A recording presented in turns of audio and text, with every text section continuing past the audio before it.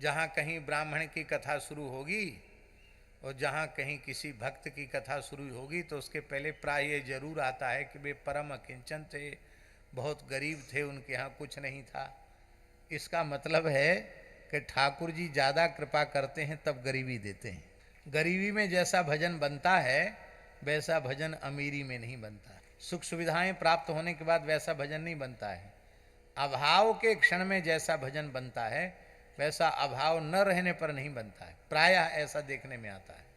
हमारे पूज्य महाराज जी पहाड़ी बाबा महाराज कहते थे, लड्डू कचौड़ी की मारने, गुलाब जामुन की मारने, भेंट दक्षिणा कपड़ा लत्ता की मारने, सब भजन चौपट कर दिया। महाराज जी कहते थे महाराज वो जमाने थे जो स्थान में साधु गए, ठंड का समय है, यदि कुठारी ने एक टाट का बोरा बिछाने के लिए दे दिया तो बड़े कृतज्ञ होते थे कि भाई कुठारी जी बहुत अच्छे स्वभाव के हैं, कम से कम ठंड में एक बिछाने के लिए बोरा दे दिया।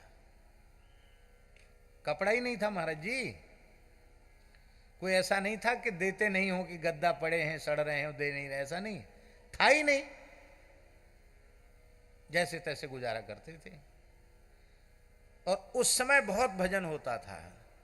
ज्यों ज्यों अभाव की पूर्ति होती चली गई, सुख सुविधा बढ़ती चली गई, तैसे तैसे तैसे तैसे हम लोग अनंत जन्मों से विषयों का लवल्य तो चित्त में बना हुआ है, बस उसी के आदी हो गए। फिर बस गुरुजनों के द्वारा प्रदत्त नियम भी कई बार हम लोग पूरा नहीं कर पाते हैं, इसमें अपना ही प्रमाद है। इसलिए मलुकदास जी की वाणी में एक पद है, बाबा मन का है सिर तले।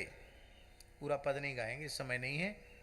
वहां उसमें पद में अंत में है, कह मलूका जहां गरीबी बेई सबसे भले। कह मलूका जहां गरीबी बेई सबसे भले।